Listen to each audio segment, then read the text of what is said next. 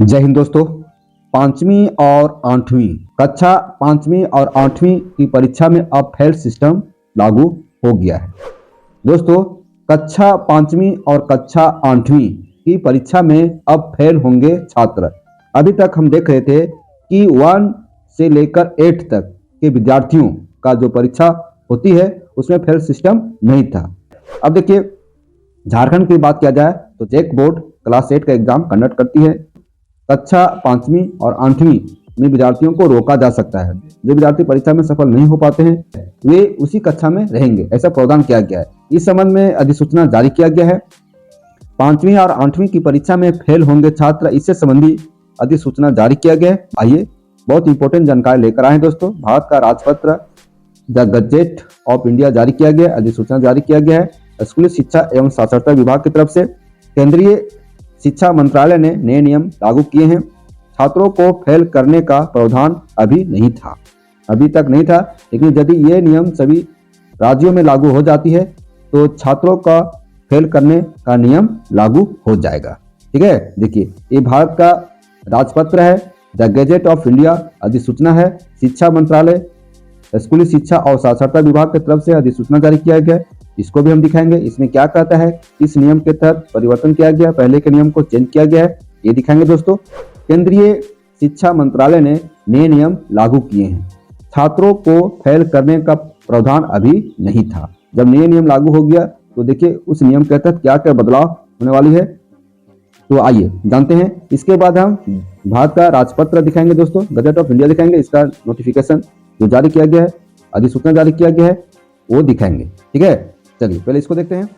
केंद्रीय शिक्षा मंत्रालय के नए नियम के अनुसार पांचवी और आठवीं के विद्यार्थियों को वार्षिक परीक्षा में या सफल होने पर फेल किया जा सकता है। देखिए यहाँ क्या कहता है कि केंद्रीय शिक्षा मंत्रालय ने जो नियम जारी किया है उस नियम के अनुसार कक्षा पांचवी और कक्षा आठवीं के विद्यार्थियों की वार्षिक परीक्षा, जो एनुअल एग्जाम होगा, फाइनल एग्जाम होगा, वार्षिक परीक्षा, तो उसमें या सफल होने पर फेल किया जा सकता है। यदि परीक्षा में फेल होते हैं विद्यार्थी तो उन्हें फेल किया जा सकता है। 2 महीने के भीतर दोबारा परीक्षा का मौका दिया जाएगा। जैसे एनुअल एग्जाम हुआ है ना, तो वहां पर सक्सेस नहीं हुआ तो फिर उन्हें मौका मिलेगा, दोबारा मौका मिलेगा।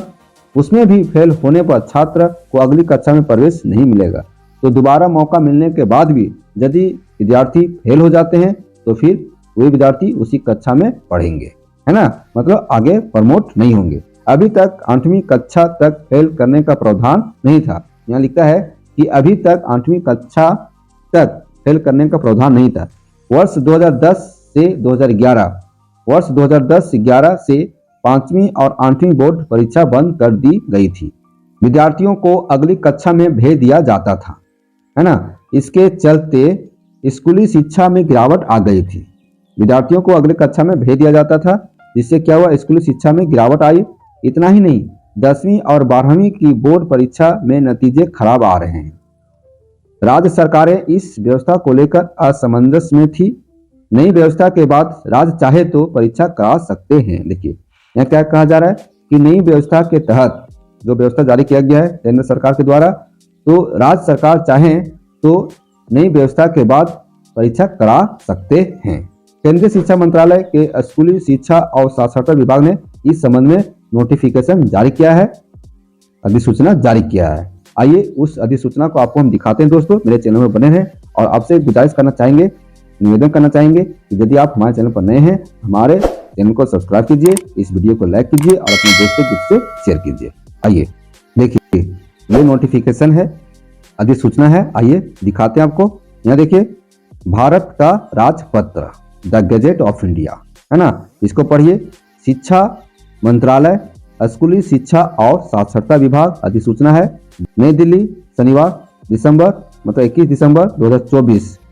यहाँ अधिसूचना जारी है। देखिए यहाँ पर लिखता है, केंद्रीय सरकार निःशुल्क एवं अनिवार्य बाल शिक्षा का अधिकार अधिनियम 2009। देखिए, और उस अधिनियम के तहत अभी तक प्रक्रिया चल रही थी, एग्जाम नहीं लेने की प्रक्रिया चल रही थी, मतलब पास फेल जो है, फेल करने का जो प्रावधान नहीं था, वह नियम 2009 से चल रही थी, ये जो 2010 और 11 से लागू हुआ। ठीक है, अब देखिए यहाँ पे कि 2009 का 35 कि धारा 38 के उपधारा 2 के खंड च और क द्वारा प्रदत्त शक्तियों का प्रयोग करते हुए निःशुल्क और अनिवार्य बाल शिक्षा का अधिकार नियम 2010 का और संशोधन करने के लिए निम्नलिखित नियम बनाती है। अर्थात इन नियमों का संक्षिप्त नाम, पहला है इन नियमों का संक्षिप्त नाम निःशुल्क और अनिवार्य बाल शिक्षा का अधिकार संशोधन नियम 2024 है। दूसरा देखिए, ये सरकारी राजपत्र में उनके प्रकाशन की तारीख को लागू होंगे। अब देखिए यहाँ पे दोस्तों, निःशुल्क और अनिवार्य बाल शिक्षा का अधिकार नियम 2010 में भाग 5 के पश्चात निम्नलिखित भाग अंततः स्थापित किया जाएगा। अर्थात यहाँ देखिए, भाग 5 का कतिपय मामलों में परीक्षा और रोका जाना है। अब देखिए यहाँ पर रीति और शर्तें जिनके अधीन किसी बालक को रोका जा सकता है। प्रयोग, प्रत्येक शैक्षणिक वर्ष के अंत पर 5वीं कक्षा और 8वीं कक्षा में नियमित परीक्षा होगी। यहाँ देखिए, प्रत्येक शैक्षणिक वर्ष के अंत पर 5वीं कक्षा और 8वीं कक्षा में नियमित परीक्षा होगी। ठीक है, और नीचे आइए दोस्तों, इसमें आप क्या कह रहे हैं देखिए, उप नियम ये है, नियमित परीक्षा के संचालन के बाद यदि कोई बालक समय समय पर या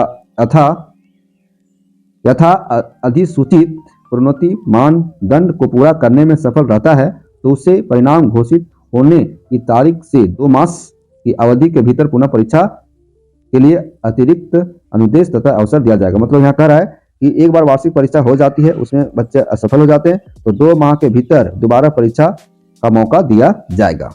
ठीक है, अब देखिए, इसके बावजूद यदि वह विद्यार्थी असफल रहता है ना, दोबारा परीक्षा में भी असफल रहता है तो उन्हें रोक दिया जाएगा उसी कक्षा में, कक्षा 5वीं और 8वीं में रोक दिया जाएगा। समझ गए यहाँ पे। अब यहाँ देखिए, बालक को रोके रखने के दौरान कक्षा शिक्षक बालक के साथ साथ यदि आवश्यक हो तो बालक के माता पिता का भी मार्गदर्शन करेंगे। मतलब यदि विद्यार्थी फेल हो गया तो उनके गार्जियन को भी मार्गदर्शन करना होगा। निर्धारण की विभिन्न चरणों पर अधिगम अंतराल की पहचान करने के पश्चात विशेषज्ञ इनपुट प्रदान करेगा।